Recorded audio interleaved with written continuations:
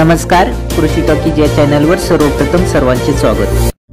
आजच्या व्हिडिओमध्ये आपण आपल्या डाळिंब बागेची फळधारणा अवस्थेमध्ये कोणती काळजी घ्यावी व सेटिंग अवस्थेमध्ये कोणत्या औषधाची फवारणी करावी, म्हणजेच आपल्या डाळिंब बागेला पानगळीनंतर पहिले पाणी दिल्यानंतरच्या 45 ते 70 दिवसाच्या फवारणीच्या शेड्यूलबद्दल माहिती जाणून घेणार आहोत।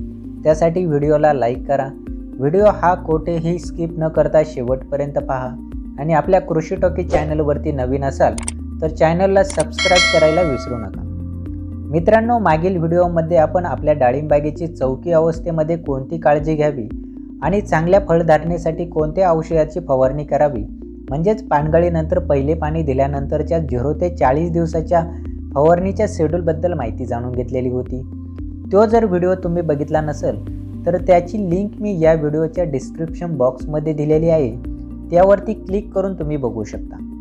मित्रांनो, फळधारणा म्हणजे नेमके तरी काय, तर डाळिंब झाडाच्या मादी कळीमध्ये परागीभवन झाल्यानंतर जी गाठ तयार होते त्यास फळधारणा असे म्हणतात। आणि आपल्या डाळिंब बागेची फळधारणा अवस्था ही हलक्या जमिनीत साधारणपणे 45 ते 60 दिवसाची असते, तसेच मध्यम व भारी जमिनीमध्ये 50 ते 70 दिवसाची असते।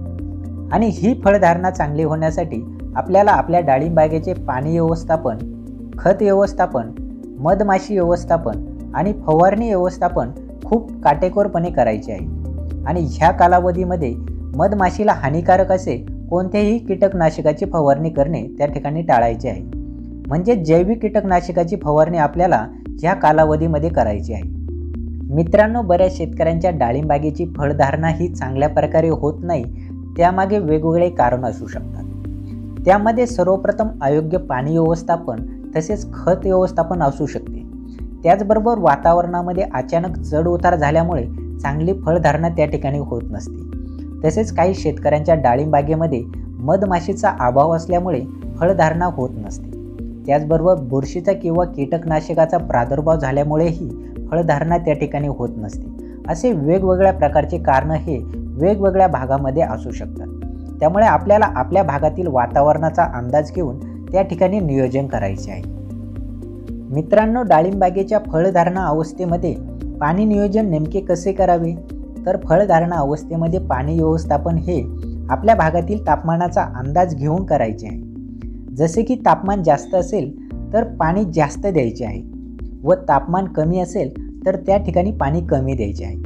म्हणजेच सूर्य जेव्हा डोक्यावर आल्यानंतर डाळिंब झाडाची सावली पडते तर त्या हलक्या व मध्यम जमिनीची पाणी धरून ठेवण्याची क्षमता जर 30% असेल तर 60% जागा भिजवावी। आणि भारी किंवा काळ्या जमिनीत पाणी धरून ठेवण्याची क्षमता जर 60% असेल तर 30% जागा त्या ठिकाणी भिजवावी।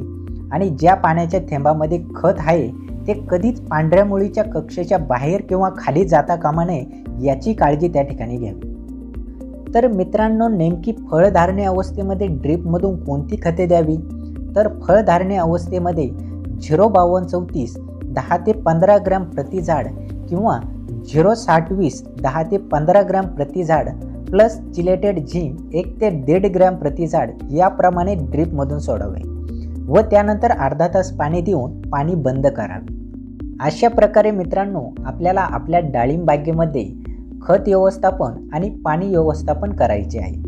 आता आपण बघूया आपल्या डाळिंब बागेच्या फळधारणे अवस्थेमध्ये नेमकी कोणकोणते रोग येतात। तर आपल्या डाळिंब बागेच्या फळधारणे अवस्थेमध्ये प्रामुख्याने अल्टरनेरिया, सर्कोस्पोरा, कोलेटोट्रिकम हे रोग येत असतात।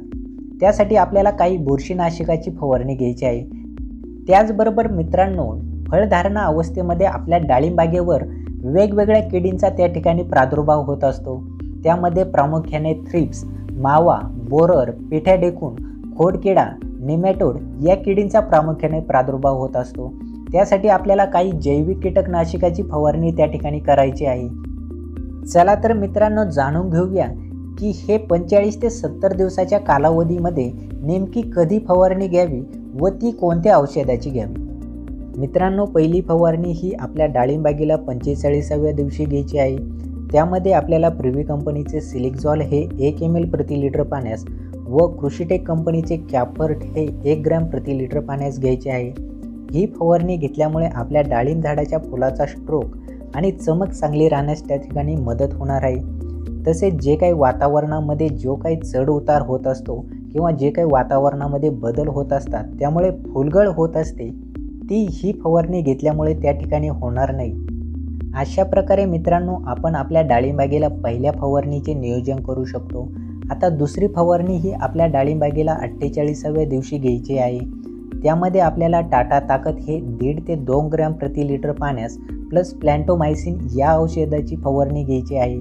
या औषधाची फवारणी घेतल्यामुळे आपल्या डाळिंबागेमध्ये जे तेलकट डाग, सर्कोस्पोरा, अल्टरनेरिया, कोलेटोट्रिकम यापासून आपणास नियंत्रण भेटणार आहे. मित्रांनो तिसरी फवारणी ही आपल्या डाळिंबागेला 52व्या दिवशी घ्यायची आहे. त्यामध्ये आपल्याला आपल्या डाळिंबागेत मधमाशी आकर्षित करण्यासाठी काही औषधाची फवारणी घ्यायची आहे. त्यामध्ये ऑर्चिड कंपनीचे ऑर्चिड हनी या द्रावणाची 2 ml प्रति लिटर पाण्यातून फवारणी घ्यायची आहे. किंवा आपण 200 लिटर पाण्यासाठी 5 लिटर ताक प्लस गूळ हे 1 किलो व दालचिनी पावडर 50 ग्रॅम हे 10 लिटर पाण्यात 5 ते 10 तास भिजत ठेवायचे आहे. आणि हे 10 लिटरचे द्रावण त्यानंतर 190 लिटर पाण्यात मिक्स करून याची सूर्य उगवण्याच्या आधी फवारणी घ्यायची आहे. ही फवारणी घेतल्यामुळे आपल्या डाळिंबागेत मधमाशी आकर्षित होण्यास मदत होईल व परागीभवन चांगले होऊन आपले फूल त्या ठिकाणी चांगल्या प्रकारे सेट होण्यास मदत होईल. त्यानंतर चौथी फवारणी ही आपल्या डाळिंबागेला 58व्या दिवशी घ्यायची आहे. त्यामध्ये स्कोर हे अर्धा ग्रॅम प्रति लिटर पाण्यास प्लस कवच हे 1 ग्रॅम प्रति लिटर पाण्यास प्लस बायो 303 1 ते 1.5 ml प्रति लिटर पाण्यास याची फवारणी घ्यायची आहे. या फवारणीमुळे आपल्या डाळिंबागेत मावा, थ्रिप्स यापासून नियंत्रण भेटेलच, तसेच पाकळी करपा, कुजवा, काळे डाग यापासून पण नियंत्रण भेटेल. पाचवी फवारणी ही आपल्या डाळिंबागेला 64व्या दिवशी घ्यायची आहे. त्यामध्ये नेटिओ हे अर्धा ग्रॅम प्रति लिटर पाण्यास प्लस रिएजंट हे 1 ml प्रति लिटर पाण्यास प्लस कॉम्बिपर्ट हे 1 ग्रॅम प्रति लिटर पाण्यास फवारणी घ्यायची आहे. या फवारणीमुळे आपल्या डाळिंबागेमध्ये करपा, फळकूज, फुलकिडे व मावा यापासून नियंत्रण भेटेल. मित्रांनो 6वी फवारणी ही आपल्या डाळिंबागेला 70व्या दिवशी घ्यायची आहे. त्यामध्ये कोनिका हे 1.5 ग्रॅम प्रति लिटर पाण्यास प्लस डेसिस 100 हे 1 ml प्रति लिटर पाण्यातून फवारणी घ्यायची आहे. या फवारणीमुळे आपल्या डाळिंबागेत तेलकट डाग, कुजवा, फळ पोखरणारी आळी, पाकोळी यापासून नियंत्रण भेटण्यास मदत होईल. अशा प्रकारे मित्रांनो आपण आपल्या डाळिंबागेची फळधारणा अवस्था आणि सेटिंग अवस्थेमध्ये फवारणी, पाणी, खत आणि मधमाशी नियोजन करू शकतो. पुढील व्हिडिओमध्ये आपण डाळिंब फळाची विकास अवस्थेमध्ये कोणती काळजी घ्यावी व कोणत्या औषधाची फवारणी करावी म्हणजेच 70 ते 100 दिवसाच्या फवारणीच्या शेड्यूलबद्दल माहिती जाणून घेणार आहोत. त्यासाठी तुम्ही कृषी टॉकीज चॅनलवरती नवीन असाल तर चॅनलला सबस्क्राईब करायला विसरू नका.